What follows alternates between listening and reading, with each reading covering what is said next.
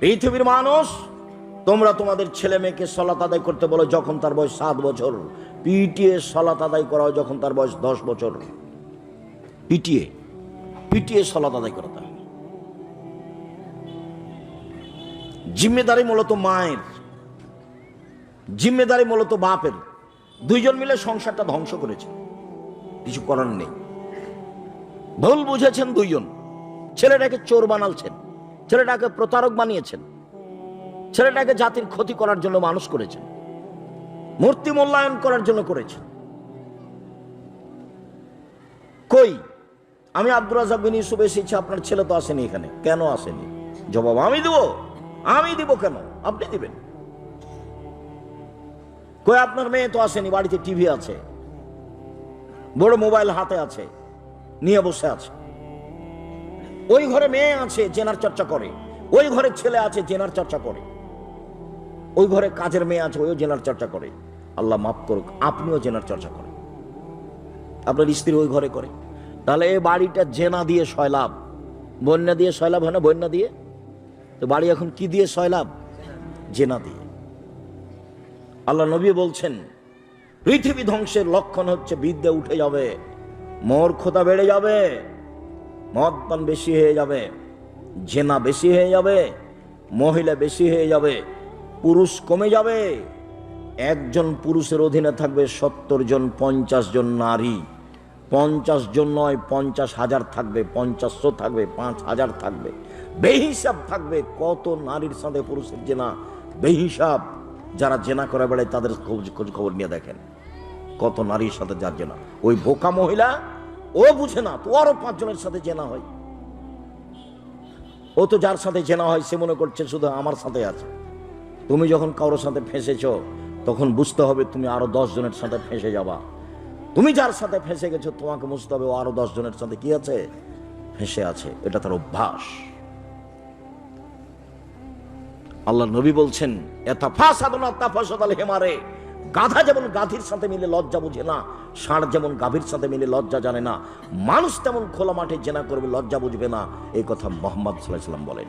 তিনি বলেন হেমারে, গাধা যেমন গাধীর সাথে মিলে লজ্জা জানে না, ষাঁড় যেমন গাভীর সাথে মিলে লজ্জা বুঝে না, মানুষ তেমন খোলা মাঠে জেনা করবে লজ্জা বুঝবে না। আপনার স্ত্রী বাজারে গেছে কেন? যাই কেন? ওর স্বামী মরেছে, ওর দেবর মরেছে, ওর ভাসুর মরেছে, বোনের ছেলে মরেছে, ভাইয়ের ছেলে মরে গেছে, ওই একাই দুনিয়াতে আছে। ও বাজার গেল কেন? ও হাট বাজার করতে যায় কেন? তার শরম হয় না কেন? তার হায়া হয় না কেন? ও ফ্যাশন বোরকা পরে ঘুরে বেড়াই কেন? কাপুরুষ আপনি। কই আমাদের তো বাজারে যায় না, আমরা তো বেঁচে আছি। আমি তো জীবনে কোনোদিন চায়ের স্টলে বসিনি, তো বেঁচে আছি, তো মরে গেছি। আপনার বউ যায় কেন? আপনার মেয়ে যায় কেন? কে বলে আপনি আপনার আহাল পরিবারকে ভালো শিখিয়েছেন? ভুল হিসাব, আপনি আপনার পরিবারকে ধ্বংস করেছেন। আমি বলতে আপনাকে চেষ্টা কম করেছি তা আমার মনে হয় না। যে কোনো বক্তব্য তুলে দেখলে আপনি সেটা পাবেন। আমি আপনাকে যেমন দায়ী করেছি, আপনার স্ত্রীকে আমি তেমন দায়ী করেছি। রাসূল সাল্লাল্লাহু আলাইহি ওয়াসাল্লাম বললেন, মান ওয়ালাদাহু ওয়ালাদুন ফালইউহসিন ইসমাহু, যার ছেলে মেয়ে জন্ম নিবে সেই জন্য একটা সুন্দর নাম রাখে। 7 দিনের দিন নাম রাখবেন। জন্ম নেওয়ার সাথে সাথে পরহেজগার মানুষ দিয়ে তাহানিক করে নেবেন। তাহানিক মানে খেজুর একটু নিয়ে মুখে চাবিয়ে, বেশি করে চাবিয়ে একবারে থুথির মতো লালা করে নিয়ে হাতে নিয়ে আঙ্গুলে নিয়ে বাচ্চার জিহ্বার শেষ প্রান্তে দিয়ে দিবেন। এটা নাম তাহানিক। মাথায় হাত দিয়ে দোয়া পড়ে দিবেন। আপনার চাচি, আপনার চাচা, আপনার খালা, আপনার ফুফু, আপনার মা, আপনি করতে পারেন, যে কেউ করতে পারে। পরহেজগার মানুষকে দিয়ে করে নেবেন। 7 দিনের দিন ছেলের নাম রাখবেন, 7 দিনের দিনই নাম রাখতে হবে। আকিকা 7 দিনের দিনই করতে হবে। 14 দিনে চলে না, 21 দিনে চলে না, জীবনে একদিন চলে না, গরু দিয়ে চলে না, উঁট দিয়ে চলে না। এগুলো এমনি কথা, সব জাল জয়ী ফাদি। 7 দিনেই করতে হবে। সারা দুনিয়া যদি উল্টিয়ে দেয় তবে হবে না, 7 দিনেই করতে হবে। এটা আপনার জিম্মেদারি। আকিকা নেকির কাজ নয়, কুরবানি নেকির কাজ।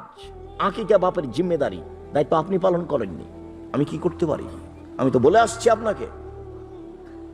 ওয়াদাবাহু, শিষ্টাচার বাপ শিখিয়ে দিবে ছেলে মেয়েকে। আপনার ছেলে এখন সিগারেট খাচ্ছে ওখানে বসে, জবাব আমি দিব। ওই যে ওখানে বসে আছে দোকানে চা খাচ্ছে, জবাব আমি দিব নাকি? আমি দিব কেন? আমি দেবো কেন? আপনি দেন। কেন দোকানে বসে আছে? কেন রাস্তায় ঘুরে বেড়াচ্ছে? জন্ম দিয়েছেন আপনি, দেখবো আমি? আল্লাহ রসুল তো তা বলেনি, আপনাকে বলেছে। আল্লাহ রসুল বলছেন ছেলে মেয়ে যার জন্ম নিয়েছে সে যেন একটা সুন্দর নাম রাখে, শিষ্টাচার শিখিয়ে দেয়। নাম খুঁজে পেলেন না, কি যে নাম রাখলেন, লুন্টু ভন্টু, ওগুলো কি নাম রাখলেন? হ্যাঁ, নাম খুঁজে পান না আপনি? আল্লাহ রসুল বলছেন নবীদের নাম রাখো, গুণবাচক নাম রাখো। 99টা 100টা গুণবাচক নাম আছে, তবুও চলে না আপনার? এগুলো কি রেখেছেন? মেয়ের নাম রেখেছেন, ওগুলো কি হিন্দুদের নাম? খুঁজে পান না? আমাকে কবে জিজ্ঞাসা করেছেন মেয়ের নাম রাখার জন্য? সম্মানিত দিনী ভাই বোন, কিছু করার নেই, জবাব আপনি দিয়েন।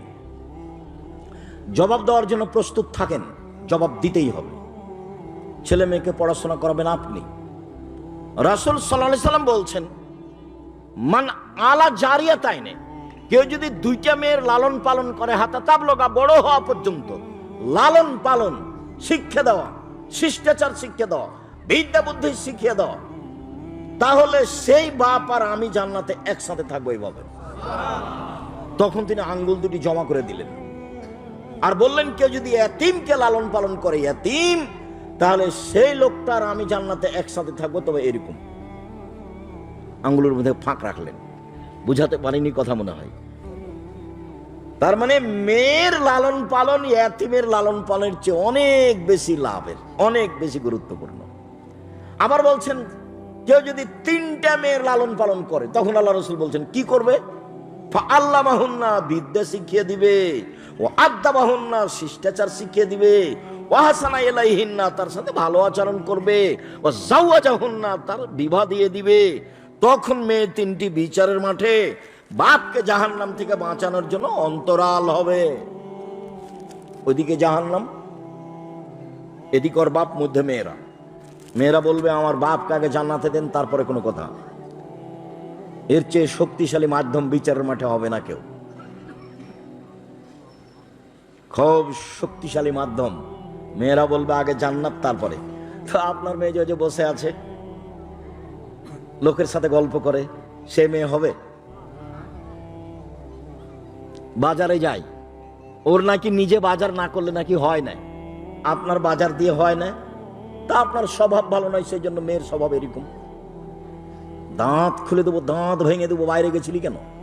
জন্ম দিয়েছি আমি, লালন পালন করবো আমি, শিষ্টাচার শিখিয়ে দেবো আমি। শিষ্টাচার শিখিয়ে দেওয়ার কথা আল্লাহ নবী আপনাকে বলছেন। কতদিন বলেছি, বললেই ধরতে পারবেন যে আব্দুর রাজ্জাক সাহেব এই বক্তব্য হাজারো দিন শুনেছি। ওই যে জাবের রাদিয়াল্লাহু তাআলা সফর থেকে আসছিলেন, আল্লাহ রাসূল বললেন যে সবাই বসেন, রাতে যাব না সকালে যাব। তো জাবের বলছেন রাসূল রাদিয়াল্লাহু তাআলা, আল্লাহ রাসূল আমি নতুন বিবাহ করেছি, আমাকে বাড়ি যেতে অনুমতি দেন। তখন আল্লাহ রাসূল বলছেন জাবের তুমি বিবাহ করেছো? জি। তো কুমারী মেয়ে বিবাহ করেছো না তালাক প্রাপ্তা মেয়ে বিবাহ করেছো? তালাক প্রাপ্তা মেয়ে বিবাহ করেছি। কেন কুমারী মেয়ে বিবাহ করলে না কেন? তুমি তার সাথে খেলতো, তোমার সাথে খেলতো। তালাক প্রাপ্তা মেয়ে বিবাহ করলে খেলা যায় না। রাসূল সাল্লাল্লাহু আলাইহি সাল্লামের 13 জন স্ত্রীর 12 জনই বিবাহিত, আর একজনের সাথে, একজন ছাড়া বাকি কারো বিবাহ রাসূলের সাথে প্রথম নয়, 2 বার 3 বার। খাদিজা রাদিয়াল্লাহু তাআলা আনহা মুহাম্মদ সাল্লাল্লাহু আলাইহি সাল্লাম বলছেন 3 নম্বর স্বামী। মুহাম্মদ সাল্লাল্লাহু আলাইহি সাল্লাম খাদিজা রাদিয়াল্লাহু তাআলা আনহার কত নাম্বার স্বামী? 3 নাম্বার। 1 মিনিট, খাদিজার কথা বলতে একটা কথা মনে পড়লো। আমি তো বক্তব্য সবসময় বলি যে সবচেয়ে দামি মহিলা আয়েশা রাদিয়াল্লাহু তাআলা আনহা, কিন্তু বিচারের খাতে দেখলে সবচেয়ে দামি মহিলা হচ্ছেন খাদিজা রাদিয়াল্লাহু তাআলা আনহা। আবু হুরায়রা রাদিয়াল্লাহু তাআলা আনহু বলেন একদিন জিবরাইল নবীর কাছে আসলেন। বলেন তো কে আসলেন কার কাছে? জিবরাইল আলাইহিস সালাম আসলেন আমাদের নবী মুহাম্মদ সাল্লাল্লাহু আলাইহি ওয়াসাল্লামের কাছে। এসে বলছেন হাজিহি খাদিজা আতাত, এই যে খাদিজা আসছে, এই যে খাদিজা আসছে আপনার কাছে। মাহা এনাউন, তার কাছে একটা পাত্র আছে, ফিহি এদামুন তম, তাতে আছে খাদ্য, তাতে আছে তরকারি, আপনার জন্য নিয়ে আসছে। এই যে খাদিজা আপনার কাছে আসছে একটা পাত্র নিয়ে, তাতে আছে খাদ্য, তাতে আছে তরকারি। ফাইজা আতাতকা, যখন আপনার কাছে চলে আসবে তখন আপনি বলবেন, খাদিজা ফাকরা আলাইহা সালাম মিন রাব্বিহা, খাদিজা আল্লাহ তোমাকে সালাম দিয়েছে, অমিন্নি, আর আমার পক্ষ থেকে বলবেন, খাদিজা জিবরাইল তোমাকে সালাম দিয়েছে। অবাসসারা বিবাইতিন ফিল জান্নাহ, আর বলে দিবেন খাদিজা তোমার জন্য জান্নাতে একটা ঘর তৈরি করা হয়েছে হীরা মুক্তা মাণিক্য দিয়ে, লা খাসাবা ওয়ালা নাসাব, সেখানে নেই কোনো হইচই, সেখানে নেই কোনো কষ্ট ক্লেশ, সেখানে নেই কোনো হই হুল্লোড়, নেই কোনো দুঃখ দুর্দশা। তোমার জন্য একটা জান্নাতে ঘর বানানো হয়েছে হীরা মুক্তা মাণিক্য দিয়ে। এরকম কথা আল্লাহ নবী আয়েশার ব্যাপারে বলেননি। এরকম দাবি জানিয়েছেন আসিয়া বলছেন, রব্বি ইবনি ইনদাকা বাইতান ফিল জান্নাহ ওয়ানাজ্জিনি মিন ফিরআউন ওয়া মালিহি, আল্লাহ তুমি আমাকে আমার জন্য তোমার জান্নাতে একটা ঘর তৈরি করো। দুনিয়া থেকে আসিয়া আদেশ করছেন আল্লাহকে, আল্লাহ তুমি আমার জন্য জান্নাতে একটি ঘর তৈরি করো, তোমার পাশে ফিরআউনের জুলুম অত্যাচার থেকে রক্ষা করো, ফিরআউনের জনগণের জুলুম অত্যাচার থেকে রক্ষা করো। এই কথা আসিয়া বলেন, মানে দাবি জানাচ্ছেন। আর খাদিজার ব্যাপারে জিবরাইল এসে বলছে, যে জিবরাইল এসে বলছেন যে আপনার কাছে আসলে আপনি বলবেন যে খাদিজা তোমাকে কে সালাম দিয়েছে? আল্লাহ। তোমাকে কে সালাম দিয়েছেন? জিবরাইল। আর বলবেন একটা জান্নাতের কথা। এই আমার দিনী বোনেরা গল্প করছেন নাকি? এই মেয়ে গল্প করছো কেন? শরীয়তপুরের মহিলাদের উপর আমার ভালো ধারণা আছে, দয়া করে গল্প করবেন না, এক খেলে চেয়ে থাকবেন, কেউ কাউকে বিরক্ত করবেন না, কষ্ট দিবেন না, এক খেলে চেয়ে থাকবেন। খাদিজা রাদিয়াল্লাহু তাআলা আনহার কথাতে আরেকটা কথা মনে পড়ল। স্বামী স্ত্রী মিলে সুন্দর করে সংসার করতে হয়, ভালো করে পরস্পরে পরামর্শ করে এক আরেকজনের হিতাকাঙ্ক্ষী হয়ে প্রেম বিনিময় ভালোবাসা নিয়ে সংসার করতে হয়, তাতে স্ত্রীরও কিছু পরামর্শ থাকে সংসারে। একদিন আল্লাহর নবী গারে হীরা থেকে এসে বলছেন, খাদিজা জাম্মেলুনি জাম্মেলুনি, আরে কম্বল দিয়ে আমাকে জড়িয়ে ধরো, খাসি তলা নাফসে, আমি ভয় পাচ্ছি, আমার যে কি হয়, আমি মনে হয় মরে যাব। এই ঘটনা, আমি মনে হয় মরে যাব, খুব ভয় পাচ্ছি আমি। তখন এই সময়ে খাদিজা রাদিয়াল্লাহু আনহা বলছেন, কাল্লা, কখনো নহে, অসম্ভব, এটা হতে পারে না। প্রথম যেটা বললেন না খাদিজা, কাল্লা, কখনো নহে, অসম্ভব, এটা হতে পারে না। ওয়াল্লাহি লা ইউযিকা, আল্লাহ আপনাকে অপমান করবেন না, আল্লাহ আপনাকে অপমান করবেন না, আল্লাহর কসম, আল্লাহ আপনাকে অপমান করবেন না। কেন? এক, তাসেলুর রাহেমা, আপনি আত্মীয়দের সাথে সদাচরণ করেন। দুই, তাহমিলুল কাল্লা, অসহায় মানুষের বোঝা বহন করেন। তিন, তাকসিবুল মাদুমা, যার কিছুই নাই তার কি করা লাগবে সেই চিন্তা আপনি করেন। অতাকরিজ জাইফা, মেহমানকে খাবার দেন আপনি। পাঁচ, বিপদগ্রস্ত লোকের সাথে থাকেন। এই পাঁচটা কারণ উল্লেখ করলেন। কখনো না, এটা হতে পারে না। আর আপনার স্ত্রী হঠাৎ করে কোনো বিপদ আপনি পেশ করেন আপনার স্ত্রীর কাছে, তখনও বলবে, তোমাকে তো নিষেধ করলাম, তোমাকে তো নিষেধ করলাম, যায় না, তুমি কেন গেলে, তুমি কেন, তোমারই তো স্বভাব ভালো নয়, তুমি কেন যাও ওখানে, তুমি কেন যাও। এই যে বউ দেখেন, দুইটা বউ, ওটা খাদিজা আর এটা আপনার স্ত্রী আয়েশা বা মারিয়াম বা কিছু একটা। উনিও বলছেন, খাদিজা আমি খুব বিপদগ্রস্ত, আমি মরে যাব মনে হয়, তুমি আমাকে কম্বল দিয়ে আগে জড়িয়ে ধরো, আমি খুব ভয় পাচ্ছি। এত বড় মানুষ আশ্রয় নিচ্ছেন কার কাছে গিয়ে? স্ত্রীর কাছে, খাদিজার কাছে। কত বড় দামি মহিলা, হিসাব করতে হবে। খালি স্ত্রীকে গালি দেন আর মারেন, আপনার স্ত্রীও বলে ওর মুখ এত খারাপ, আব্দুর রাজ্জাক সাহেব আমি ওর দিকে ভালো করে তাকাতে পারি না, ওর মুখ এত খারাপ। জানি না যদি এরকম হয় ভাইজান, এরকম করিয়েন না। আল্লাহ নবী বলছেন, পৃথিবীর মানুষ, স্ত্রীর সাথে পাঁচটা হক আদায় করো। এক, যে মানের খাও সে মানের খাওয়ায়। দুই, যে মানের পরো সে মানের পরায়ো। 3 কটু কথা বলো না, 4 মুখে মারিও না, 5 নিজের বাড়ি ছাড়া কোথাও যেতে দিও না। বাজার তো বহু দূরের কথা, বিবাহের বাড়ি তো বহু দূরের কথা, বাজার তো বহু দূরের কথা, বিবাহের বাড়ি তো বহু দূরের কথা। 1 যে মানের খাও সে মানের খাওয়ায়, 2 যে মানের পড়ো সে মানের পড়ায়, 3 কটু কথা বলো না। গালি দিবেন না, বলবেন না যে তোর ঠোঁটটা কালো, বলাই অপরাধ। একবার ঠোঁট মোটা বললে 10 বছর ভালোবাসবে না, ওটা তার অন্তরে লেগে গেছে।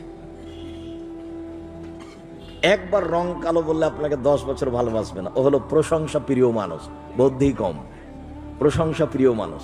খুব প্রশংসা করে, আপনার সারা রাত পা টিপে দিবে। কটু কথা বলিয়েন না, আল্লাহ রাসূলের কথা, কটু কথা বলা অপরাধ। শ্বশুরকে গালি দিয়েন না, শাশুড়িকে গালি দিয়েন না, শ্বশুর শাশুড়িকে উপেক্ষা করে কথা বলিয়েন না। কই আমাদের তো আব্দুল্লাহর শ্বশুর, আব্দুর রহমানের শ্বশুর, আব্দুর রহিমের শ্বশুর, মারিয়ামের শ্বশুর, এরা তো কোনো কিছু আমাদের দিবে এটা সাহসই করে না, তা আমরা তো বেঁচে আছি, কোনো সমস্যা হয় না। তো তা আপনার হয় কেন? আপনি কেন যৌতুক নিতে যান? কি পড়িয়েছেন ছেলেকে তার যৌতুকের কথা বলেছেন? কি পড়িয়েছেন ছেলেকে? কি শিখিয়েছেন? কটু কথা বলবেন না স্ত্রীকে, মুখে মারবেন না, বাড়ি ছাড়া অন্য জায়গায় থাকতে দিবেন না, বাড়িতেই থাকতে হবে। সম্মানিত দিনী ভাই বোন, দায়িত্ব পালন করুন পিতা হিসাবে। বলছিলাম, জাবের বললেন, আল্লাহ রাসূল আমি বিবাহিতা তালাক প্রাপ্তা মেয়ে বিবাহ করেছি। কেন? আমার আব্বা ওহুদের যুদ্ধে শহীদ হয়েছেন, 9 জন মেয়ে রেখে গেছেন, আমার 9 জন বোন আছে। কতজন বোন আছে? 9 জন। আক্রাহান আতাজাওয়াজা মিসলাহুন্না, আমি তাদের বয়সের মেয়েকে, কম বয়সের মেয়েকে বিবাহ করা অপছন্দ করেছি 4টা কারণে। আমি তালাক প্রাপ্তা মেয়ে বিবাহ করেছি 4টা কারণে, কম বয়সের মেয়ে বিবাহ করিনি 4টা কারণে, আমার বোনদের বয়সের মেয়ে বিবাহ করিনি কয়টা কারণে? 4টা কারণে। 1 লে তুয়াল্লিমাহুন্না, আমার স্ত্রী যেন আমার বোনদেরকে বিদ্যা শিখাতে পারে। তো বিদ্যা তাহলে প্রথমে কে শিখাবে? স্ত্রী, বাচ্চার মা। এই যে বলছেন, আমি বেশি বয়সের মহিলা বিবাহ করেছি যাতে করে আমার স্ত্রী আমার বোনদেরকে কি করতে পারে? বিদ্যা শিখাতে পারে। 2 বলে তুয়াদ্দেবাহুন্না, শিষ্টাচার শিখাতে পারে। শিষ্টাচার, মাই তো বুঝে না শিষ্টাচার কাকে বলে। ছেলে যখন একটু বিরক্ত করছে তখন ওকে মোবাইল দিয়েছে, যে এই যে দেখ কি ওগুলো গো, কার্টুন দেখ, কার্টুন দেখ, কার্টুন দেখ, কান্নাকাটি করিস না, কার্টুন দেখ, কান্নাকাটিস না। এটা মা। কি দিয়ে বুঝলো এটা শিষ্টাচার? কি দিয়ে বুঝলো? মা এরই তো নখ বড় আছে, কি দিয়ে বুঝলো এটা শিষ্টাচার? মাই তো ছোট ব্লাউজ পরে এসব দেশে শাড়ি পরে আছে, কি দিয়ে বুঝলো শিষ্টাচার? এটা শিষ্টাচার কি জিনিস ও জানে না।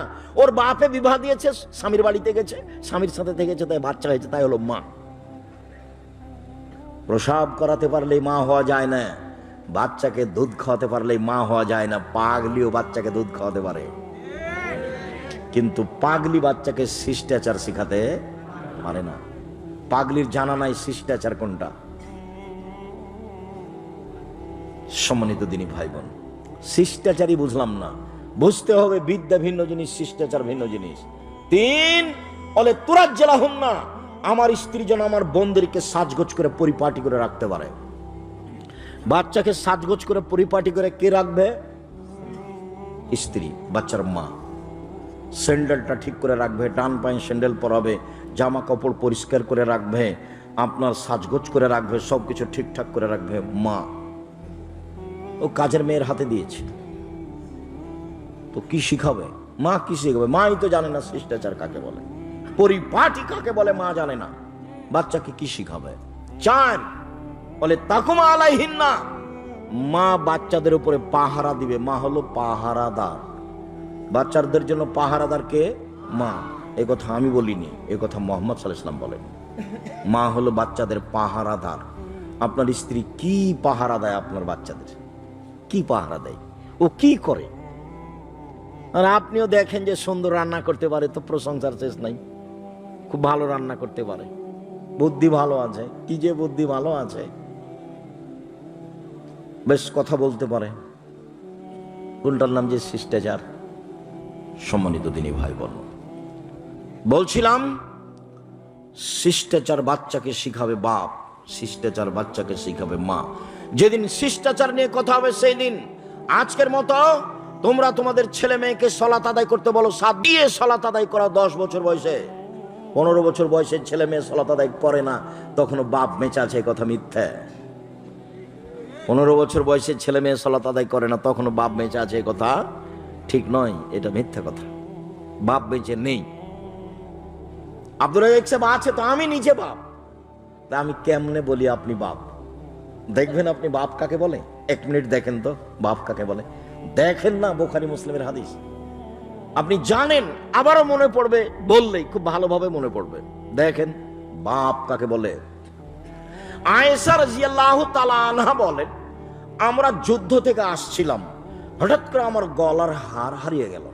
হারটা আবার আমি আমার বড় বোনের কাছ থেকে নিয়ে এসেছিলাম। তার বড় বোনের নাম কি? আসমা। আসমার কাছ থেকে আমি ধার নিয়ে এসেছিলাম। হারটা হারিয়ে গেল, আমি খুব চিন্তিত, হার খুঁজে পাই না, কোথায় হার হারালো। জনগণ আমাকে ছেড়ে যেতেও পারে না, এখানে পানি নেই, কেউ অজুও করতে পারে না, সলাত আদায় কাদের করতে পারে না, সবাই বিপদে।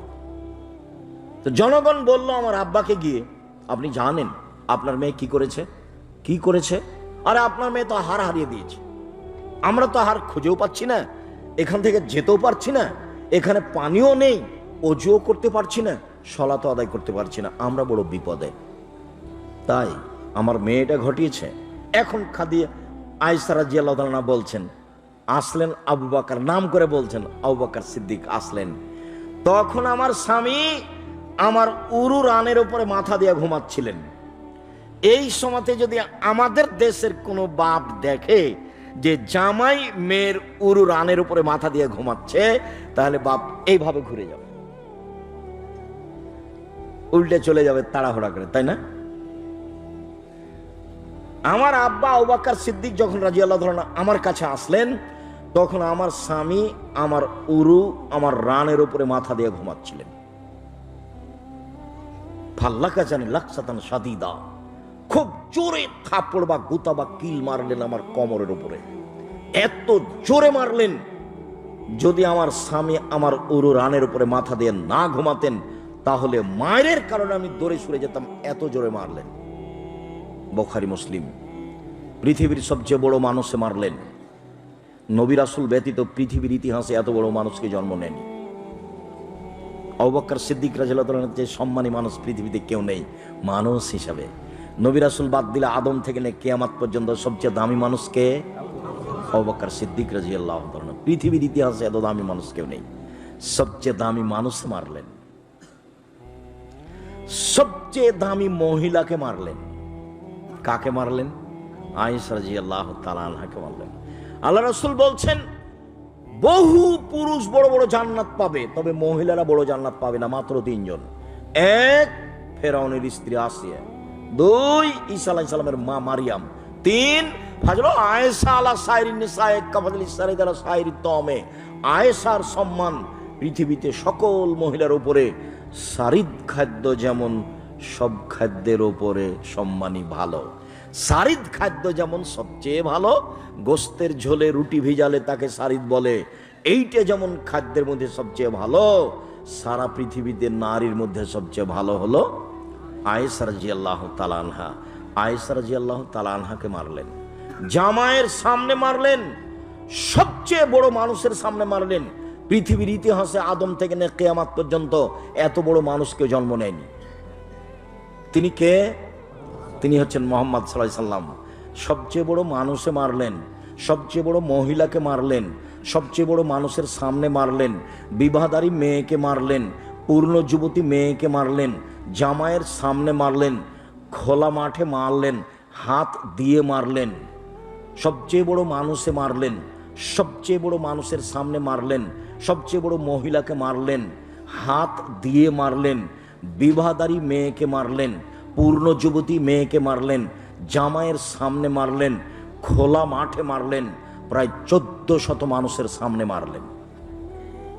সবচেয়ে বড় মানুষে মারলেন, সবচেয়ে বড় মহিলাকে মারলেন, সবচেয়ে বড় মানুষের সামনে মারলেন, বিবাহদারী মেয়েকে মারলেন, পূর্ণ যুবতী মেয়েকে মারলেন, জামাইয়ের সামনে মারলেন, হাত দিয়ে মারলেন, দিন দুপুরে মারলেন, প্রায় 1400 মানুষের সামনে মারলেন, খোলা মাঠে মারলেন। এত বড় বাপে এত বড় বেটিকে এত বড় মানুষের সামনে মেরে দিলেন, আর আপনার মেয়েটা ক্লাস 10-এ পড়ে, ঢং ঢং করে মাথায় কাপড় না দিয়ে ঘুরে বেড়াই, আপনি তাকে একটা ধমকও দিতে পারেন না। আপনি আবার বাপ। আপনার মতো বাপ বেঁচে থাকার চেয়ে মরে যাওয়া ভালো। মেয়ে ছেলে এতিম হলে চিন্তা করবেন না। জামিয়া সালাফে 500-র অধিক এতিম অসহায় ছেলে মেয়ে আছে, আপনারটা কাল থেকে লালন পালন করবে ইনশাল্লাহ, চিন্তা নেই। আপনি মরে গেলে এতিম হিসাবে পাঠিয়ে দিবেন, সমস্যা নেই। আলহামদুলিল্লাহ, বিশাল প্রতিষ্ঠান জামিয়া সালাফিয়া, 5000-এর বেশি ছেলে মেয়ে পড়াশোনা করে, 300 জন শিক্ষক শিক্ষিকা আছেন। জামিয়া সালাফিয়া রূপগঞ্জ, নারায়ণগঞ্জ, ঢাকা প্রায় 100 বিঘা জমির উপরে, যেটা রাজশাহী সেটা 50 বিঘা জমির উপরে, রাজশাহী যেটা মহিলা শাখা প্রায় 70 বিঘা জমির উপরে। সামনে 6-7 নভেম্বর রাজশাহীতে সম্মেলন, পাকিস্তান এহসান এলাহি জহিরের ছেলে ইবতেসাম এলাহি জহির থাকবেন। আগামীকাল তিনি আসছেন।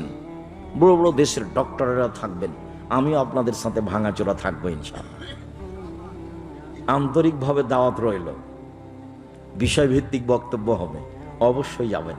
নিজস্ব প্রতিষ্ঠান, দল দিয়ে চলে না, সংগঠন দিয়ে চলে না, শিরক মুক্ত প্রতিষ্ঠান, বিদাত মুক্ত প্রতিষ্ঠান, দল মুক্ত প্রতিষ্ঠান, সংগঠন মুক্ত প্রতিষ্ঠান, হিংসা মুক্ত প্রতিষ্ঠান, দেশের সবচেয়ে বড় প্রতিষ্ঠান জামিয়া সালাফিয়া। আপনার মেয়েকে, আপনার ছেলেকে লালন পালন করার জন্য এক পায়ে দাঁড়িয়ে আছে, চিন্তা করবেন না। এরকম বাপ বেঁচে থাকার চেয়ে মরে যাওয়া ভালো। কি হবে ও দিয়ে? ও তো কিছু বুঝতে পারে না সংসার কি জিনিস। খায়, দিন কাটায়, লাফালাফি করে, হইচই করে, একটু 19-20 হয়ে গেলে মারতে যায়। দলীয় দাপট, দলীয় দাপট, ক্ষমতা, দলীয় দাপট দেখাবে না, সময় 45 মিনিট। যে যত বড় জালেম তার তত সময় কম। ফেরাউনের সময় কয়েক মিনিট ছিল। এই ছেলে, ফেরাউনের কয় মিনিট সময় ছিল? কয়েক মিনিট। যে যত জাতির সামনে অন্যায় করেছে তার সময় তত কম। দলীয় দাপট দেখিয়ে, ক্ষমতা দেখে একদিন বেঁচে থাকবেন না। আদর্শ পরিবার, আপনার সদাচরণ বক্তব্য শোনেন, আপনি বুঝতে পারবেন। সম্মানিত দিনী ভাই বোন, বলছিলাম আলোচনা সংক্ষিপ্ত করে আপনাকে বাস্তব সালাত দেখাই। সাল্লু কামা রাআইতুমুনি উসাল্লি। পৃথিবীর মানুষ, তোমরা সালাত আদায় করো আমাকে যেভাবে সালাত আদায় করতে দেখছো। তো এখন কি মুহাম্মদ সাল্লাল্লাহু আলাইহি ওয়াসাল্লাম বেঁচে আছেন? কিভাবে বলবেন যে আমি রাসূলকে দেখে সালাত আদায় করব? কিভাবে সালাত আদায় করবেন? নির্ভরযোগ্য কিতাব বুখারী মুসলিম, বাংলাটা দেখেন, ব্র্যাকেট দেখিয়েন না, টিকা দেখিয়েন না, হুবহু বুঝতে পারেন কিনা সেটা দেখেন। সাধারণ বইয়ের কথা বলি, রিয়াজুস সালিহিন নাম শুনেছেন? সেখান থেকে দেখেন। আর যদি মনে করেন যে এমনি বলেন কিছু, তাহলে আমিও একটা আপনাদের জন্য ভাঙাচোরা লিখেছিলাম। আমার বুঝ অনুপাতে আমি চেষ্টা করেছি প্রাণপণে। রাসূল সাল্লাল্লাহু আলাইহি ওয়াসাল্লামের সালাত বনাম প্রচলিত সালাত, রাসূল সাল্লাল্লাহু আলাইহি ওয়াসাল্লামের সালাত বনাম প্রচলিত সালাত।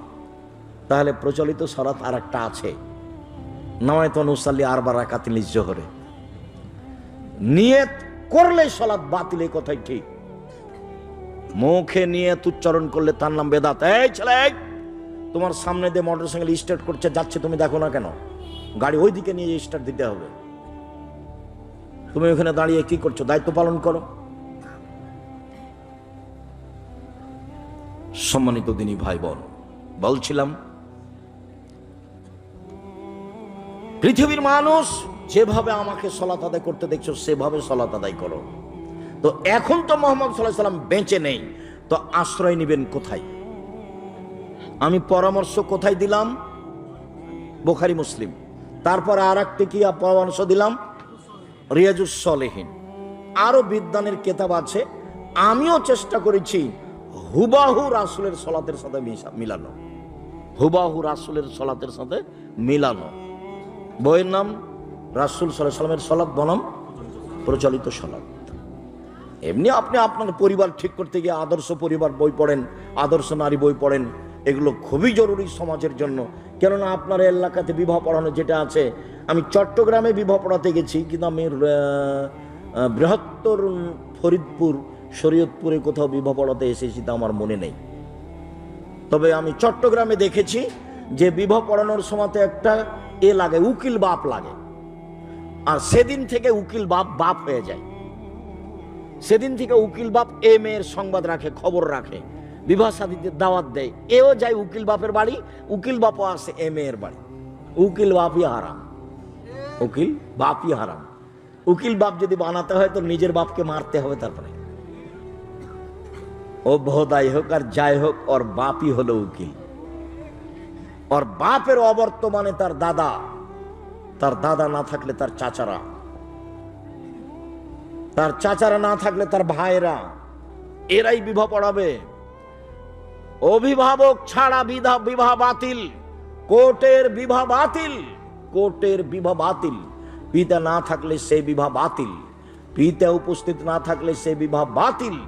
বের হয়ে গিয়ে পালিয়ে গিয়ে যে বিবাহ বসেছে সেটা বাতিল, সে বিবাহ বাতিল। রাসূল সাল্লাল্লাহু আলাইহি ওয়াসাল্লাম বলেছেন, আইয়ো ইমরাতিন নাকাহাত বেগাইরি ইজনি ওয়ালিহা ফানিকাহুহা বাতিল, ফানিকাহুহা বাতিল, ফানিকাহুহা বাতিল।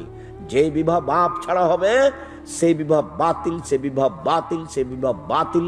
এই কথা মুহাম্মদ সাল্লাল্লাহু আলাইহি ওয়াসাল্লাম বলেন। আল্লাহ বলছেন ফানকিহুন্না বিইজনি আহলিহিন্না, বাপকে বলে বিবাহ করো। মোহর দিতে হবে, মোহর নেওয়া লাগে না, যৌতুক নেই, যৌতুক ছাড়াই বিবাহ করতে হবে। যৌতুক নিয়ে থাকলে সন্ধ্যা হতে হতে যৌতুক ফেরত দিবা, সন্ধ্যা হতে হতে যৌতুক ফেরত দিতে হবে। সল্লু কামা রাআইতুমুনি উসাল্লি, আমি কয়েক মিনিট দেখাই। আল্লাহু আকবার বলার পূর্বে কোনো কথা বলবেন না। অজু করেন সুন্দর করে, অজু করার পূর্বে পেশাব পায়খানার কাজ থাকলে করে আসেন। বিসমিল্লাহি আল্লাহুম্মা ইন্নী আউযু বিকা মিনাল খুবুসি ওয়াল খাবায়েস, আল্লাহর নামে আমি পেশাব পায়খানা করতে বসছি, আমি অপবিত্র জিন জিন্নি থেকে আশ্রয় চাচ্ছি। বিসমিল্লাহি আল্লাহুম্মা ইন্নী আউযু বিকা মিনাল খুবুসি ওয়াল খাবায়েস যদি বলেন, তাহলে শয়তান লজ্জায় স্থান দেখতেই পাবে না। আর যদি বিসমিল্লাহ ছাড়া বলেন, তাহলে শয়তান লজ্জায় স্থান দেখতে পাবে, ক্ষতি করতে পারবে না। বুঝাতে পারিনি কথা? আবার বলবো, বিসমিল্লাহ সহ যদি বলেন তাহলে শয়তান লজ্জায় স্থান দেখতেই পাবে না। আর যদি বিসমিল্লাহ ছাড়া বলেন আল্লাহুম্মা ইন্নী আউযু বিকা মিনাল খুবুসি ওয়াল খাবায়েস, তাহলে শয়তান লজ্জায় স্থান দেখতে পাবে কিন্তু ক্ষতি করতে পারবে না। বোঝা গেছে কি? পেশাব পায়খানা শেষ হলে পানি দিয়ে পবিত্রতা অর্জন করবেন। আগে ঢেল টিস্যু পেপার, পরে পানি, ওটা মিথ্যে। এখন যে কোনো টয়লেটে ঢুকবেন, ওখানে একটা আছে, ডালি আছে, বালতি আছে। সবাই যে উল্টে গেল, কাবা ঘরের ও টয়লেটগুলো এখন দেখা যাচ্ছে ওখানে বালতি আছে। আল্লাহুস সামাদ। পানি দিয়ে পবিত্রতা অর্জন করতে হবে। কি দিয়ে? পানি দিয়ে, ঢেল দিয়ে, টিস্যু পেপার দিয়ে নয়। 40 কদমের তো কোনো প্রশ্নই আসে না, 40 কদমের কোনো প্রশ্নই আসে না। পায়ের উপরে পা উঠানো, খক খক করে কাছের তো কোনো প্রশ্নই আসে না। এগুলো কি লজ্জা থাকার প্রমাণ যে না লজ্জা না থাকার প্রমাণ? আর যদি পায়ে পার উপরে উঠাতেই হয়, যদি 40 কদম হাঁটতেই হয়, তাহলে আপনার বউ একটু ঢেল টিস্যু পেপার নিয়ে 40 কদম হাঁটে না কেন? আপনি একাই জান্নাতে যাবেন, তাকে জান্নাতে যেতে হবে না? তা আপনার বউ যদি 40 কদম ঢেল নিয়ে হাঁটে তাহলে কেমন কেমন লাগে? তো আপনি যখন হাঁটেন ঢেল নিয়ে, তখন মহিলা মানুষকেও কেমন কেমন লাগে? আপনাকে যেমন যেমন লাগে তারাকেও তেমন তেমন লাগে। কাজে এটা নিয়ম নয়। পানি দিয়ে পবিত্রতা অর্জন করবেন, বলবেন গোফরানাকা, তোমার কাছে ক্ষমা চাচ্ছি। সম্মানিত দিনী ভাই বোন, অজু করে নেন সুন্দর করে। অজু করে নিয়ে বলবেন আশহাদু আল্লা ইলাহা ইল্লাল্লাহু ওয়াহদাহু লা শারীকা লাহু ওয়া আশহাদু আন্না মুহাম্মাদান আবদুহু ওয়া রাসূলুহু। জান্নাতের সব দরজা খোলা, যেটা ইচ্ছা সেটা ঢুকতে পাবেন। তবে এই দোয়া পড়তে হবে, আল্লাহুম্মা জাল্লি মিনাত তাওয়াবিন ওয়া জাআলনি মিনাল মুতাতাহিরিন। এই দোয়া যদি পড়েন তো নেকি হবে, দরজা খোলা হবে না সবটা। কোন দোয়া পড়লে দরজা খোলা হবে? আশহাদু আল্লা ইলাহা ইল্লাল্লাহু ওয়াহদাহু লা শারীকা লাহু ওয়া আশহাদু আন্না মুহাম্মাদান আবদুহু ওয়া রাসূলুহু। অভ্যাসী হবেন, অভ্যাসী হতে হবে। দেখবেন ওযু করা হয়ে গেছে, দোয়া হয়নি। পেশাব বেজান পেশাব পায়খানা করে তো দোয়া পড়া হয় না, খালি ভুল দিয়ে জীবন কাটছে। তাহলে আপনিও যেমন, আপনার বউ তেমন, ছেলে মেয়ের তো কোনো বালাই নেই, ওরা এমনি চলছে। কি যে সম্মানিত দিনী ভাই বোন, উনি বলছেন আমাদের সভাপতি সাহেব যে একটু বৈঠকে দানের কথা বলবেন। ঠিক আছে, আপনারা পাঠান। আপনারা কোনো সময় পরিবেশ নষ্ট করবেন না। আমি একটা পর্যায়ে আছি, কাছাকাছি সময়ে আমি আলোচনা শেষ করব ইনশাল্লাহ। উঠে বা প্রয়োজন দেখে পরিবেশ নষ্ট করবেন না। আর যখন যাবে ছেলেরা তখন ফিরিয়ে দিবেন না। কেন? আল্লাহ রাসূল বলছেন আলিয়াদুল উলিয়া খায়রুম মিন ইয়াদিস সুফলা, দেওয়া হাত ভালো নেওয়া হাতের চেয়ে, দেওয়া হাত ভালো নেওয়া হাতের চেয়ে। পয়সা উপার্জনের চারটা পথ: এক, দিন মজুরি, সন্ধ্যায় টাকা শেষ হবে। দুই, চাকরি, সাধারণত 25 দিনে শেষ হবে, বাকি 5 দিন ধার কর্জ করে চলবে। তিন, জমি চাষ, সমান সমান নইলে লস। চার, ব্যবসা। তখন আল্লাহ রাসূল বলছেন সত্যবাদী বিশ্বস্ত ব্যবসায়ীরা জান্নাতে নবীদের সাথে থাকবেন। তাহাজ্জুদ পড়ে নবীর সাথে থাকা যায় না। নবীর সাথে থাকার একটা পথ আছে, আজকে আর একটা বের হলো। নবীর সাথে থাকার একটা পথ একটু আগে বলেছি, সেটা কি 2টা মেয়ে, 3টা মেয়ে, 2টা মেয়ে। আর আজ আর একটা পথ বের হলো, কি? সত্যবাদী ব্যবসায়ী। অবাক কথা, ব্যবসা কি জিনিস? নবীর সাথে থাকার সুযোগ হবে। কাজে ব্যবসা করে উপার্জন করে জীবিকা নির্বাহ করবেন, তাহলে 10 টাকা দান করতে পারবেন ফকির মিসকিন এতিম অসহায় এবং এইরকম প্রতিষ্ঠানকে। রাসূল সাল্লাল্লাহু আলাইহি ওয়াসাল্লাম বলেন প্রত্যেক দিন সকালে 2 জন ফেরেশতা নেমে আসেন আকাশ থেকে। একজন বলেন আল্লাহ যে যতটুকু দিল তুমি তার ততটুকু পূর্ণ করে দাও, যে যতটুকু দিল না তুমি তার ততটুকু ক্ষতি করে দাও। ক্ষতি হবেই। আপনি যদি এখন 10 টাকা দান না করেন তাহলে 10 টাকা ক্ষতি হবেই, আমি বুঝতে পারি আর না পারি। যার কারণে দান যখন কেউ চাইবে তখন আপনি বিরত হবেন না, কিছু না কিছু দিবেন। তবে যেখানে করে সেখানে একটু দেখবেন দানের জায়গাটা শিরক বেদাতের নাকি। দানের জায়গাটা যদি আবার শিরক বেদাতের হয় তাহলে তো আপনার অন্যায়ের সাথে সহযোগিতা করা হলো। 10 জন ছেলেকে হিফজখানা থেকে পড়তে নিয়ে গেছে একটা লোক, তাই 1 ঘন্টা পড়েছে। পড়ার পরে বলছে হাফেজ সাহেব যে হয়ে গেছে, পড়া হয়ে গেছে। তখন উনি বেশ খাওয়ার ভালো দিয়েছেন, টাকাও দিয়েছে। এরা বাড়ি যাচ্ছে আর বলছে তুই কতটুকু পড়েছিলি? আমি 1 পৃষ্ঠা পড়েছি। তুই কতটুকু? আমি পড়িনি, খালি মাথা ঝোঁকাচ্ছিলাম।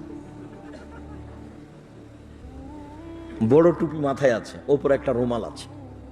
হিফজ কোনো বিদ্যা নয়, হিফজ হলো সহযোগী বিদ্যা, হিফজ কোনো বিদ্যা নয়। ভারত বাংলাদেশ পাকিস্তানের লোক বুঝলো যে হিফজ বিদ্যা, বলছে হাফেজ সাহেব বলে সম্মান দিচ্ছে। সম্মান মানুষে পাবে সেটা ভিন্ন কথা, কিন্তু কোরআনের হাফেজ ও তো অল্প মুখস্থ আছে। আপনার মুখস্থ আছে নাসার ফালাক, আর ওর মুখস্থ আছে বাকারা আর আল ইমরান, এটুকু পার্থক্য। ওইও জানে না কি আছে, আমিও জানি না কি আছে। 2 জন সমান সমান, দোনোকে দোনো বারাবার হয়। কোরআন হাদিস শিক্ষার জন্য প্রতিষ্ঠান খুলতে হবে, আর অংশ হিসাবে হিফজখানা পাশে রেখে দিতে হবে। হিফজ হলো সহযোগী বিদ্যা, এ আসল বিদ্যা নয়। হিফজ করলে ছেলেটা ভালো হাফেজ হলে কোরআন মাজিদ ভালো একটু কাজে লাগাতে পারবে। আর যদি ভালো মুখস্থ না থাকে তাহলে এমনিতে যে একটু আগে বললাম, আপনার মুখস্থ আছে কি নাসার ফালাক, আর ওর মুখস্থ কি আছে বাকারা আল ইমরান। এ হলো পার্থক্য। দোনোকে দোনো বারাবার হয়, 2 জনই সমান সমান। সম্মানিত দিনী ভাই বোন, কেউ সামনে গেলে সহযোগিতার জন্য সে খালি চলে যাক, এটা যেন আপনার না হয়। নিজের কাছে 10 টাকা না থাকলে কারোর কাছ থেকে নিয়ে দিয়ে দিবেন। বলছিলাম আল্লাহ আকবার বলার পূর্বে কোনো কথা নেই, 2 পায়ের মাঝে ফাঁকা রাখতে হবে, শরীরের ভারসাম্য বজায় রেখে যতটুকু ফাঁকা লাগে। বোঝা গেল না কথা? 2 পায়ের মাঝে কতটুকু ফাঁকা থাকবে? শরীরের ভারসাম্য বজায় রাখতে যতটুকু লাগে। চাঁপাইনবাবগঞ্জে মহিলা বৈঠকে বলেছে বুবুরা যে বুবু যখন নামাজে দাঁড়াবা বুবু তখন 2 পায়ের গোড়ালি জমা করিও বুবু, নইলে লজ্জা স্থানের যোগাযোগ বুবু মাটির সাথে হবে, মাটি অভিশাপ করবে। বুবুর সব কথাই নাকি বুখারীতে আছে। নাউজুবিল্লাহ। বুবু যখন সিজদায় যাবা বুবু, হাতি যেমন মাটিতে পড়ে যায় তেমনি একবার মাটিতে পড়ে গিয়ে আঁটো সাঁটো হয়ে বুককে উরুর সাথে লাগিয়ে সিজদা করিও বুবু। যদি বুককে উরু থেকে পৃথক রাখো বুবু তাহলে স্তন ঝুলন্ত থাকবে বুবু, পর্দার ব্যাঘাত ঘটবে। বুবুর সব কথাই নাকি বুখারীতে আছে। নাউজুবিল্লাহ। বুবুর গায়ে ব্লাউজ আছে, শাড়ি আছে, গায়ে চাদর আছে, পর্দার ব্যাঘাত ঘটলো কিভাবে? অবাক কথা। বুক এবং উরুর মধ্যে এই পরিমাণ ফাঁকার চেষ্টা করতে হবে যেন একটা ছাগলের বাচ্চা পার হয়ে যায়। একাধিক হাদিস, 2-1টা নয়, একাধিক হাদিস। পুরুষ নারী একই। পৃথিবীর মানুষ আমাকে যেভাবে সালাত আদায় করতে দেখছো সেভাবে করো। পুরুষ নারী সব আয়েশা এভাবেই পড়তেন রাদিয়াল্লাহু তাআলা আনহা, খাদিজা এভাবেই পড়তেন যেভাবে পুরুষ পড়ে। পার্থক্য এতটুক যে মহিলা ইমামের ভুল হলে মুক্তাদিরা স্মরণ করাবে হাতের বাম হাতের পিঠের উপরে ডান হাতের তালু মেরে ভুল হয়েছে, আর মহিলা ইমাম লাইনে থাকবে, সামনে যেতে পাবে না। এছাড়া পদ্ধতিগত কোনো নাই, 19-20 নাই, সব একই। আল্লাহু আকবার বলার সময় 2 হাত কাঁধ সামনাসামনি উঠবে, কানের লতি সামনাসামনি উঠবে। আল্লাহু আকবার এটা নয়, আল্লাহু আকবার এটা নয়, কানের লতিতে লাগানো যাবে না। আল্লাহু আকবার এটা নয়। কোনটা দেখালাম? দেখেননি মনে হয়। আল্লাহু আকবার এটা নয়। এক খেলে থাকবেন, আমার দিকে চেয়ে থাকবেন, সবটাই না। কোনটা না? আল্লাহু আকবার এটা না, আল্লাহু আকবার এটা না, আল্লাহু আকবার এটা নয়। তাহলে কোনটা? আল্লাহু আকবার। কাঁধ সামনাসামনি, আর একটু উঠুক, কাঁধের লতি সামনাসামনি। ডান হাতের কবজি বাম হাতের কবজির উপরে রেখে বুকের উপরে রাখবেন। নাভির নিচে রাখার 3টা হাদিস আছে, 3টাই অগ্রহণীয়। বুকের উপরে রাখার 5টা হাদিস আছে, 5টাই গ্রহণীয়। বুখারীতে এসেছে বাহুর উপরে বাহু, তখন বুক থেকে একটু নিচে যাবে, তবে নাভি থেকে অনেক উপরে। বাহু থেকে বাহু, বুখারী দেখে ঠিক করে। প্রথমে সানা পড়বেন, যেটা আপনার সহজ হয়। যদি আগে থেকে যেটা মুখস্থ আছে সেটাও চলে। সেটা কি? সুবহানাকা আল্লাহুম্মা ওয়া বিহামদিকা ওয়া তাবারাকা ইসমুকা ওয়া তাআলা জাদ্দুকা ওয়া লা ইলাহা গায়রুক। কেন আগে থেকে আছে? শরীয়তপুরের জন্য। যদি শরীয়তপুর না হয়ে চাঁপাইনবাবগঞ্জ রাজশাহী হতো তাহলে মুখস্থ থাকতো আল্লাহুম্মা বাহিদ বাইনি ওয়া বাইনা খাতায়ায়া কামা বাহাদতা বাইনাল মাশরিকি ওয়াল মাগরিব, আল্লাহুম্মা নাক্কিনি মিনাল খাতায়া কামা ইয়ানাক্কা সাবুল আবিজু মিনাত তানাস, আল্লাহুম্মা আগসিল খাতায়ায়া বিল মাই ওয়াস সালজি ওয়াল বারাদ। খুব গুরুত্বপূর্ণ দোয়া। আপনি এটা মুখস্থ করতে পারেন, দেখেন খুব লম্বা মনে হবে নাকি। ওয়াজ্জাহাতু ওয়াজহিয়া লিল্লাযী ফাতারাস সামাওয়াতি ওয়াল আরদ হানিফা ওয়া মা আনা মিনাল মুশরিকিন, ইন্না সলাতি ওয়া নুসুকি ওয়া মাহইয়া ওয়া মামাতি লিল্লাহি রাব্বিল আলামিন, লা শারীকা লাহু ওয়া বিযালিকা উমিরতু ওয়া আনা মিনাল মুসলিমিন, আল্লাহুম্মা আনতাল মালিকু লা ইলাহা ইল্লা আনতা, আনতা রাব্বি ওয়া আনা আবদুকা, ইতারাফতু যামবি যালামতু নাফসি ওয়া তারাফতু বিজামবি, ফাগফিরলি যুনুবি জামিয়া, ইন্নাহু লা ইয়াগফিরু যুনুবা ইল্লা আনতা, ওয়াহদিনি লি আহসানিল আখলাক, লা ইয়াহদি লি আহসানা ইল্লা আনতা, ওয়াহদিনি ওয়াকিনি মিন শাররিহা, লা ইয়াকিনি মিন শাররিহি ইল্লা আনতা, লাব্বাইকা ওয়া সাদাইকা, আল খায়রু কুল্লুহু ফি ইয়াদাইকা ওয়া শাররু লাইসা ইলাইকা, আনা বিকা ওয়া ইলাইকা, তাবারাকতা ওয়া তাআলাইতা, আস্তাগফিরুকা ওয়া আতুবু ইলাইকা। লম্বা হয়ে গেল। যাক, আগেরটা সহজ, আর যেটা আগে থেকে মুখস্থ আছে সেটাও আছে। আজকে আরেকটা সহজ বলি। আল্লাহু আকবার বলে আল্লাহু আকবার কবীরা, আল্লাহু আকবার কবীরা, আল্লাহু আকবার কবীরা, আলহামদুলিল্লাহি কাসীরা, আলহামদুলিল্লাহি কাসীরা, আলহামদুলিল্লাহি কাসীরা, ওয়া সুবহানাল্লাহি বুকরাতান ওয়া আসীলা, ওয়া সুবহানাল্লাহি বুকরাতান ওয়া আসীলা, ওয়া সুবহানাল্লাহি বুকরাতান ওয়া আসীলা মিন হামজিহি ওয়া নাফসিহি ওয়া নাফখিহি। ভারী হয়ে গেল? এটা সহজ আছে, তবে যাক, আগে যেটা আছে সেটাই থাক। জি, তা আলহামদুলিল্লাহ, জাযাকুমুল্লাহ খায়র। তাহলে এটাই বাছাই করেন, আল্লাহুম্মা বাঈদ বাইনি ওয়া বাইনা খাতায়ায়া কামা বা'আদতা বাইনাল মাশরিক ওয়াল মাগরিব। হে আল্লাহ, তুমি আমার থেকে আমার পাপকে অত দূরে করে দাও, পূর্ব থেকে পশ্চিম যত দূরত্বে আছে, লক্ষ লক্ষ কিলোমিটার দূরে। আল্লাহুম্মা আগসিল খাতায়ায়া বিল মাই ওয়াস সালজি আল বারাদ। হে আল্লাহ, তুমি আমার পাপকে ঠান্ডা পানি দিয়ে, স্বচ্ছ পানি দিয়ে ধুয়ে পরিষ্কার করে দাও। আল্লাহুম্মা আগসিল খাতায়ায়া বিল মাই ওয়াস সালজি আল বারাদে, তুমি আমার পাপকে ধুয়ে পরিষ্কার করে দাও। মধ্যের বাক্যটা মানে আগে পিছিয়ে হয়ে গেল। আউযু বিল্লাহি মিনাশ শাইতানির রাজিম, মারদুদ বিতাড়িত শয়তান থেকে পরিত্রাণ চাচ্ছি। বিসমিল্লাহির রহমানির রহিম, পরম দাতা দয়ালুর নিকটে দয়ালুর নামে আরম্ভ করছি। আলহামদুলিল্লাহি রাব্বিল আলামিন, বিশ্ব জগতের প্রতিপালকের প্রশংসা। আর রহমানির রহিম, তিনি হচ্ছেন পরম দাতা দয়ালু। মালিক ইয়াউমিদ্দিন, তিনি হচ্ছেন বিচার দিনের মালিক। ইয়াকা না'বুদু, একমাত্র তোমার ইবাদত করি। ওয়া ইয়াকা নাস্তাঈন, একমাত্র তোমার নিকটে সাহায্য চাই। ইহদিনাস সিরাতাল মুস্তাকিম, তুমি আমাকে সঠিক সরল পথ দেখাও। সিরাতাল্লাযিনা আনআমতা আলাইহিম, ওদের পথ দেখাও যাদের তুমি ভালোবেসেছো। গায়রিল মাগদুবি আলাইহিম ওয়ালাদ দাল্লিন, ওদের পথ তুমি দেখায়ো না যারা ভ্রান্ত, যাদের প্রতি তুমি অসন্তুষ্ট, যারা অভিশপ্ত, তাদের পথ দেখায়ো না। আমিন। দীর্ঘ সময় ধরে তোমার দরবারে যে প্রার্থনা করলাম, সেই প্রার্থনা তুমি কবুল করো। ইমাম বুখারী রাহিমাহুল্লাহ বলছেন যে সূরা ফাতিহা পড়তে হবে একাই হলেও, জামাতে হলেও, ইমাম হলেও, মুক্তাদি হলেও, কেউ নীরবে হলেও, সব সময় সূরা ফাতিহা পড়তে হবে। আজকে বক্তব্য ছিল জুমার খুতবায় সূরা ফাতিহা এবং আমিন আল্লাহু আকবার বলার পরে কি পড়তে হবে। জুমার খুতবা দেখেন, আজকের জুমার খুতবা কিভাবে আছে। যারা এই আজকের যন্ত্রপাতি নিয়ে যারা আছে এদেরকে দেখেন, জিজ্ঞাসা করেন এদের কাছে আপনি পান কিনা আজকের জুমার খুতবা। সম্মানিত দিনী ভাই বোন, যে কোনো একটি সূরা, কুল হুয়াল্লাহু আহাদ, হে নবী আপনি বলুন আল্লাহু একক, আল্লাহুস সামাদ, তিনি হচ্ছেন নিরপেক্ষ, মুখাপেক্ষীহীন।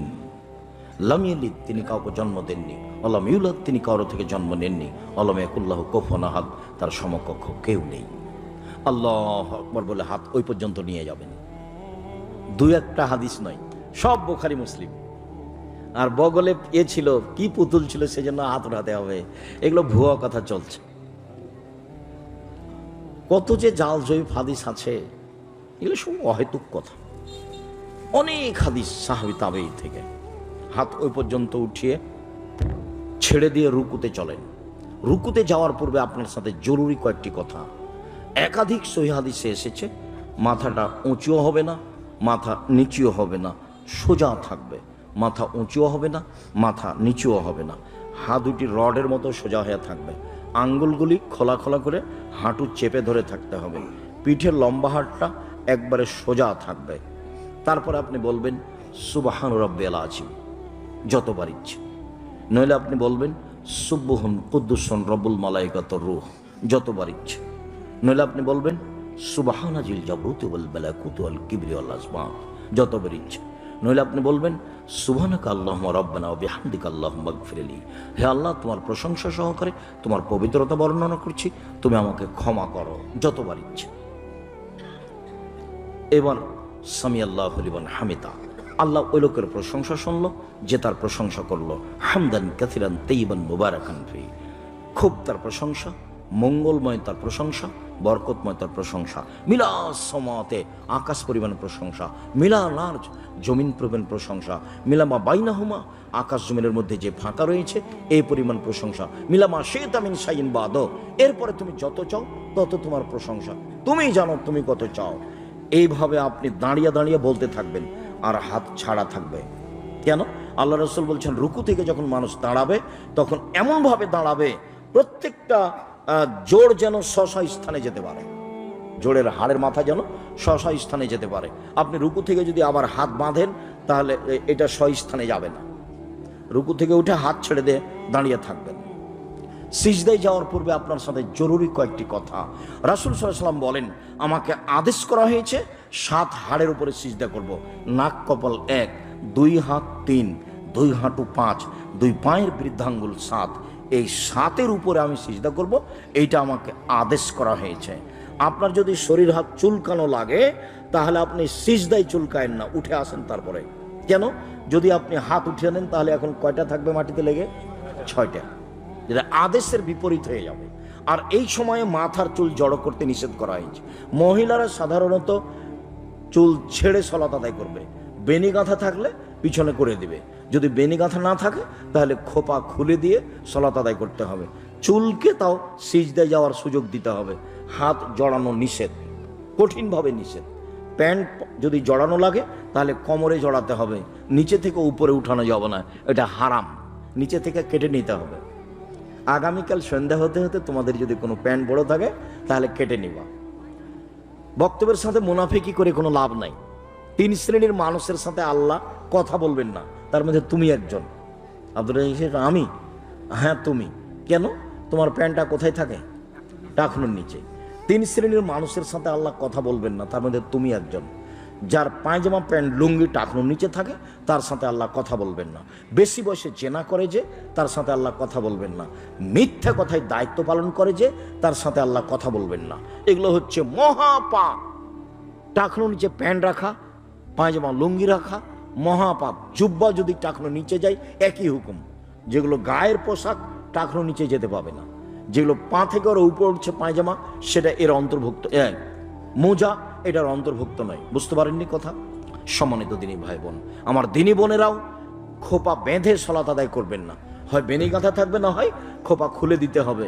চুলকে স্থানে সিজদা করার সময় যাওয়ার সুযোগ দিতে হবে।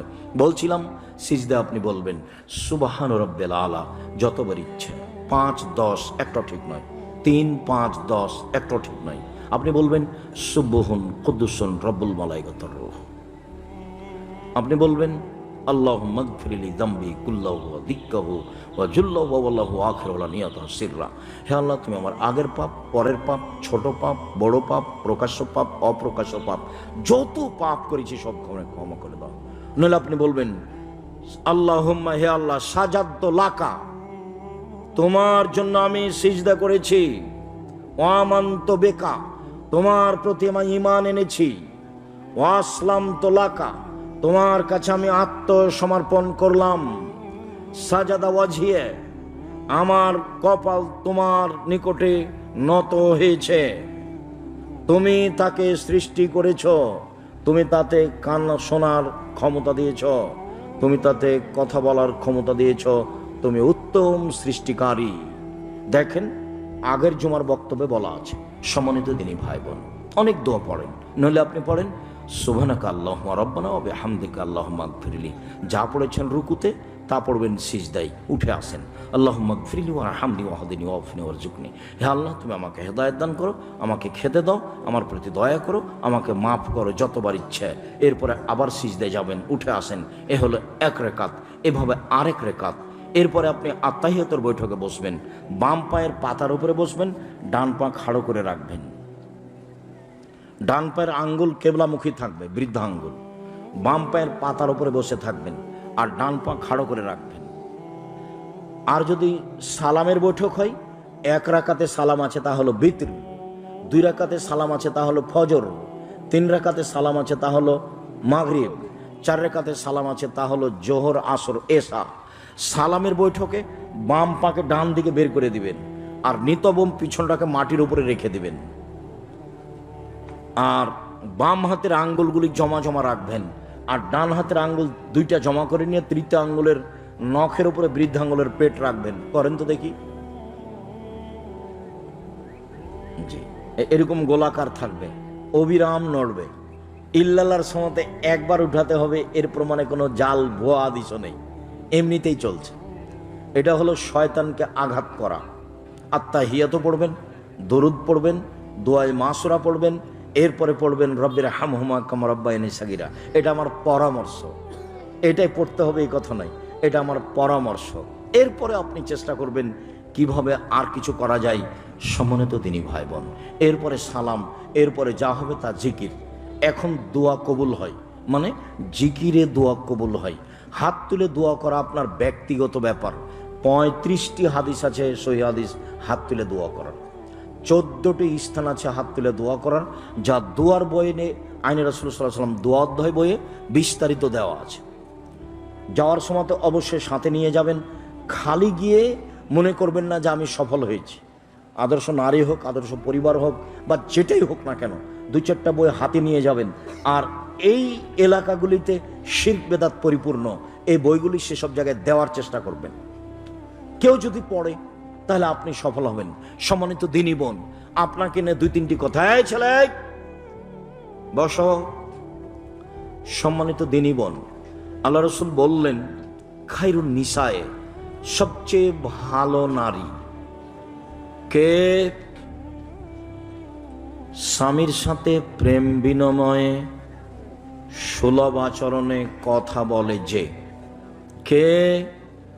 বেশি সন্তান দিতে পারে যে। কে? স্বামীর সাথে সুখে দুঃখে মত বিনিময় করে যে। কে? স্বামীর সাথে পরামর্শে থাকে যে। 4টা গুণ আছে যার, সে হলো সবচেয়ে ভালো নারী। আদর্শ পরিবার বইয়ে, আদর্শ নারী বইয়ে দেওয়া আছে। সবচেয়ে ভালো নারীকে 3টা গুণ আছে যার। 1, স্বামীর সাথে কথা বললে হাসি মুখে বলে। 2, স্বামী আদেশ করলে পালন করে। 3, স্বামী যখন বাড়িতে থাকে না তখন নিজেকে এবং স্বামীর সম্পদকে হেফাজতে রাখে। এ হলো সবচেয়ে ভালো নারী। রাসূল সাল্লাল্লাহু আলাইহি ওয়াসাল্লাম বললেন যে নবী জান্নাতে যাবেন, সিদ্দিক জান্নাতে যাবে, শহীদ জান্নাতে যাবে, মহিলারাও জান্নাতে যাবে। কারা? স্বামীর সাথে ভালো আচরণ করে যে। কারা? বেশি সন্তান দিতে পারে যে। কারা? কোনো সময় স্বামীর সাথে দুই কথা হলে স্বামীর হাত ধরে বলে, যতক্ষণ পর্যন্ত আপনি খুশি না হবেন ততক্ষণ পর্যন্ত আমি কোনো খাদ্য খাবো না। এরা হলো সবচেয়ে ভালো নারী। এ কথা মুহাম্মদ সাল্লাল্লাহু আলাইহি ওয়াসাল্লাম বলেন। সম্মানিত দিনী বোন, আপনাকে আমি 2টা প্রস্তাব নিয়ে গেলাম। সেটা হলো এই, সংসারের জীবনে কোনোদিন অভিমান করবেন না। অভিমান করলে সংসার ভেঙে যাবে। 1, 2, প্রতিবাদ করবেন না। অভিমান কি? তোমাকে আমি বলেছিলাম যে তুমি একদিন আমাকে ঢাকা শহর দেখতে নিয়ে যাও, এর নাম অভিমান। অভিমান কি? সবাই তো দিনাজপুর স্বপ্নপুরী দেখতে চাই, আমাকে নিয়ে যাও না, এর নাম অভিমান। অভিমান করলে পূরণ না হলেই শয়তান আপনার পিছে লেগে যাবে। বলবে শয়তান আপনাকে যে তোর কোনো অভিমান পূর্ণ হয় না, তখন আপনি তার সাথে সংসার করতে পারবেন না। আরেকটা হলো এই প্রতিবাদ। তোমার মা এই কথা বললো কেন, তোমার বাপ এ কথা বললো কেন, কোনো প্রতিবাদ নেই, চুপচাপ থাকবেন। তাহলে দেখবেন শয়তান কোনো কাজ করতে পারছে না। বিদেশে যদি স্বামী থাকে তাহলে মোবাইলে ভালো কথা ছাড়া বলবেন না। আর কথার 19-20 হলেই দেখবেন যে এক পর্যায়ে আপনিও বলছেন তালাক দিয়ে দে, তালাক দিয়ে দে, একদিনও থাকবো না, একদিনও থাকবো না, তুই তালাক দে না। তখনও বলছে ঠিক আছে তোকে তালাক দিলাম, 1, 2, 3 তালাক দিলাম। এখন পাশে জিজ্ঞাসা করা হয়েছে, তখন বলছে যে 1 রাতের জন্য বিবাহ দিতে হবে। এবার বুদ্ধি, কঠিন অবস্থা, এই কাজ করবেন না। আর আপনাকে বলছি যারা বিদেশে আছেন, তালাক শব্দ বাদ দিয়ে কথা বলেন। চাঁপাইনবাবগঞ্জে বলে মোলা গাছ তুলে খেলেই শেষ, আর বেগুনের গাছ থেকে বেগুন ছিঁড়ে আনতে হয়। তো 2টা নিয়ে এসেছি, একটা আছে। আর মোলা গাছ তুললে কি হবে? ওটা শেষ। তালাক দিলে বুদ্ধি শেষ। আর যদি একসাথে 3 তালাক দেন তো শতকরা 95 জন লোক বলছে যে গেছে, তাহলে এটাও বেকায়দা। কাজে তালাকের শব্দ মুখে ব্যবহার করবেন না। স্ত্রীর সাথে ভালো আচরণ করবেন। সম্মানিত দিনী ভাই বোন, আমরা আপনাদেরকে আলোচনার শেষে এসে 5 ওয়াক্ত সালাত আদায়ের জন্য আন্তরিকভাবে অনুরোধ জানাচ্ছি। সম্মানিত দিনী ভাই বোন, স্ত্রীর সাথে ছেলে মেয়ের সাথে ভালো আচরণ করার জন্য আন্তরিকভাবে অনুরোধ জানাচ্ছি। আমার দিনী বোনদেরকে শক্তভাবে পর্দায় থাকার জন্য অনুরোধ জানাচ্ছি। সাথে সাথে বলছি, অবশ্যই নভেম্বরের 6 তারিখ 7 তারিখ রাজশাহী যাবেন, অবশ্যই যাবেন। জামিয়া সালাফে ভর্তির তারিখ 1 জানুয়ারি, ডিসেম্বরে ফর্ম, 1 জানুয়ারি ভর্তি। যাওয়ার সময় সবাই বই পুস্তক নিয়ে যাবেন। ও আমি কিছু পত্রিকা কিনেছি আপনাদের ফ্রি দেওয়ার জন্য, তো একটা পত্রিকা কিনলে আমারটা ফ্রি পাবেন। ওটা কিনা আমি কিনেছি আপনাদের ফ্রি দেওয়ার জন্য, কিন্তু আপনারা পয়সা খরচ করেন, নিজে নিতে পারেন না। পত্রিকা ছাপাই 16,000, আমি আমার টাকা দিয়ে ছাপাই না, আপনাদের টাকা দিই। প্রতি মাসে বেতন লাগে 40 লাখ, 40 লক্ষ মাসে বেতন লাগে। তো এটা আমার টাকা নয়, সব আপনাদের টাকা। কিভাবে দেন, কিভাবে চলে সেটা আমি জানি না, চলছে তাই দেখছি। যাওয়ার সময়তে পত্রিকা সাথে নিয়ে যাবেন, অন্য বই সহ। শুক্রিয়া, জাযাকুমুল্লাহ খায়ের।